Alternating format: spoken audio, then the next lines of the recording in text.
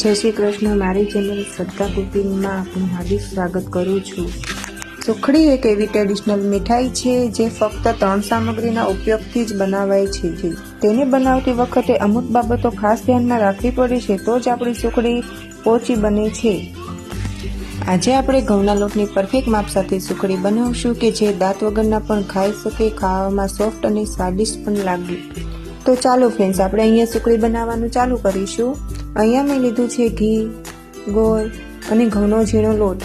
આ બધું માપ હું તમને જ્યારે સુખડી બનાવતી વખતે એક એક કરતા ઉમેરીશ ત્યારે હું તમને માપ આનું કહીશ। હવે આપણે ગેસ ચાલુ કરીશું। એના ઉપર આપણે જાડા તળિયાવાળી કઢાઈ લેવાની છે, જે આપણે સુખડી બનાવશું તો એમાં ચોંટશે નહીં। હવે આપણે એમાં ઘી રેડીશું। ઘી આપણે અત્યારે અડધું જ રેડવાનું છે। અહીંયા મેં ઘી રેડી લીધું છે। હવે આપણે ઘીને મધ્યમ આંચ ઉપર ગરમ કરીશું। ઘી ગરમ થશે પછી જ આગળની પ્રોસેસ ચાલુ કરશું। ફ્રેન્ડ્સ, મારી રેસીપી જો તમને પસંદ આવતી હોય તો મારી ચેનલને લાઇક, શેર અને સબસ્ક્રાઇબ જરૂરથી કરજો। હવે તમે જોઈ શકો છો ઘી ગરમ થઈ ગયું છે, તો આપણે ઘઉંનો ઝીણો લોટ એ ઘીમાં નાખી દઈશું। પછી તેને ધીમે ધીમે હલાવવા જશું। અત્યારે ફ્રેન્ડ્સ, તમને એવું લાગશે કે આમાં અત્યારે કડક થઈ ગયું છે, ઘી ઓછું પડશે, પણ ના, એવું નથી। જ્યારે આપણે બધું ધીમે ધીમે નોર્મલી હલાવશું એટલે ઘી છૂટું પડશે અને આપણો લોટ સોફ્ટ પણ થઈ જશે। લોટમાંથી ઘી બહાર નીકળવા માંડ્યું છે, તો આપણે જેમ જેમ લોટને હલાવશું તેમ તેમ ઘી બહાર નીકળશે અને આપણું મિશ્રણ કઢાઈ પણ છૂટવા લાગશે અને લોટ ફૂલીને સોફ્ટ પણ થશે। એક વાતનું ખાસ ધ્યાન રાખવાનું કે આપણે ગેસની ફ્લેમ મીડિયમ જ રાખવાની છે, ફાસ્ટ નથી કરવાની। ફાસ્ટ કરશું તો લોટ આપણો સરખો શેકાશે નહીં, ઉપરથી શેકાશે, અંદરથી કાચો રહેશે તો સુખડી પણ સારી નહીં બને।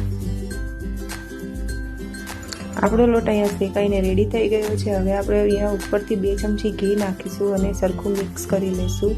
તમે જોઈ શકો છો કે આપણો લોટ કેટલો મસ્ત શેકાઈ ગયો છે।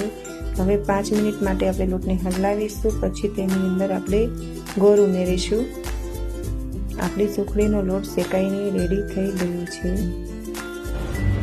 અહીંયા ગેસની ફ્લેમ આપણે બંધ કરી દેવાની છે, પછી આપણે ગોળ નાખવાનો છે અંદર। જો ગેસ ચાલુ હશે તો ગોળનો પાયો આવશે, એના હિસાબે સુખડી ચવડ થઈ જશે અને ખાવામાં પણ મજા નહીં આવે।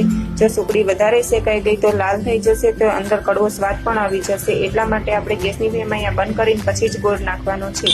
લોટ ગરમ હોવાના કારણે આપણો અહીંયા ગોળ અંદર મસ્ત પીગળી જશે, એટલે આપણે ગેસ ચાલુ કરવાની પણ જરૂર નહીં પડે।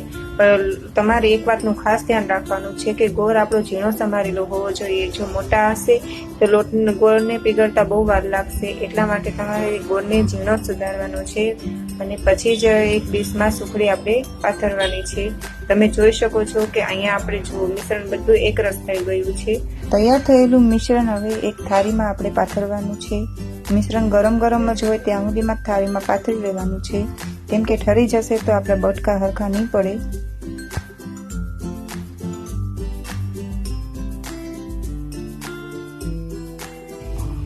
ઠરી જશે તો સુખડી ચવડ થઈ જશે, સોફ્ટ નહીં બને। એટલા માટે ખાસ ધ્યાન રાખવાનું કે આપણે મિશ્રણને ગરમ ગરમ જ સ્પ્રેડ કરવાનું છે।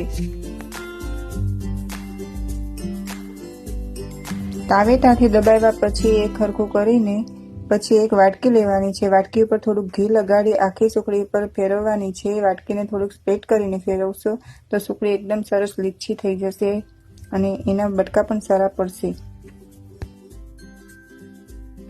કાંઠા વગરની વાટકી સાથે આપણે ધાર બાંધીશું। મેં અહીંયા પતલી ટુ મીડિયમ કરી છે, તમે જાડી પણ કરી શકો છો સુખડીના પીસ। મને પતલા ગમે છે એટલે હું પતલા પીસ પાડું છું। તમે જોઈ શકો છો કે કેટલી મસ્ત સુખડી પથરાઈ ગઈ છે। સુખડી ખાવાની મજા જ કંઈક અલગ જ છે। હવે આપણે આ મિશ્રણમાં ગરમ ગરમ કાપા મૂકીશું, કેમ કે ઠંડુ થઈ જશે પછી કાપા સરખા નહીં પડે અને ગરમ ગરમમાં કાપા પડી જશે તો સુખડી ખાવામાં આપણને સહેલું પડશે। તમે જોઈ શકો છો કે કેટલી મસ્ત લાગે છે સુખડી। આ મારી સુખડી તૈયાર થઈ ગઈ છે। એક વખત ચોક્કસથી ઘરે બનાવીને ટ્રાય કરજો। જોઈ શકો છો કે કેટલી પોચી અને સોફ્ટ બની છે અને બહુ મસ્ત છે।